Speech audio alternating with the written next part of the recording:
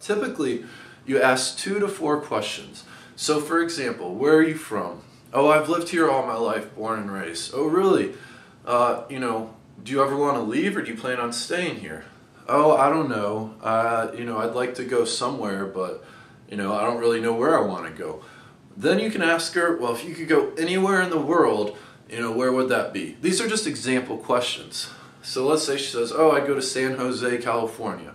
So after 2 to 4 questions of you asking her, you need to answer your own questions. So if you asked her where she's from, if her family's out here, and where would she go, then you answer, oh, I was born in New York, upstate New York.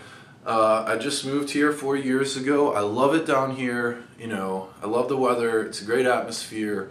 If I could go anywhere in the world, though, I think I'd go live overseas for a couple of years, and England, Europe, Amsterdam, Holland, or wherever. Whatever it is that this is where you actually get to.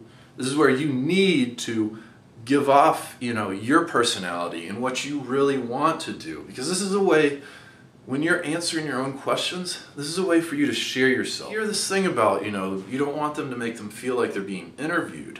However, if you ask her just a couple of questions and then you answer your own questions, not only does it avoid the fact that she feels like she's being interviewed, but you're getting to know her and she's getting to know you all at the same time.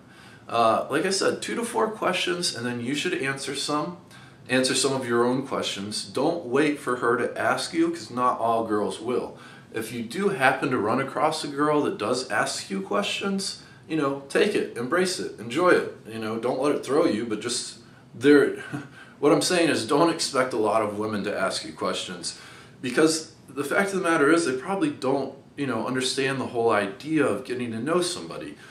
And the whole idea of getting to know somebody is asking them about themselves. People like to talk about themselves. So what's a better way to get to know somebody? Ask them about themselves. However, to avoid that interview feeling, like I said, just answer your own questions.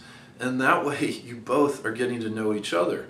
And it's okay to disagree about things. Let's say you ask her about her work, and she says, oh, I'm an attorney, I work in, the divorce section of attorney law and whatnot.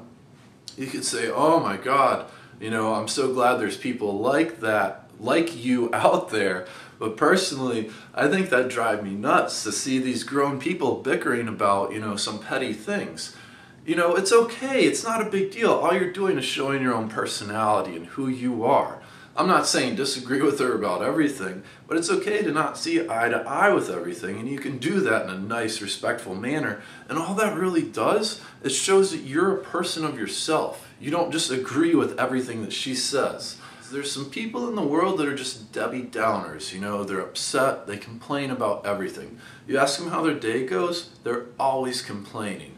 Now you're going to run across some of these women. However, you should not be one. When you're talking to women, be positive, be optimistic.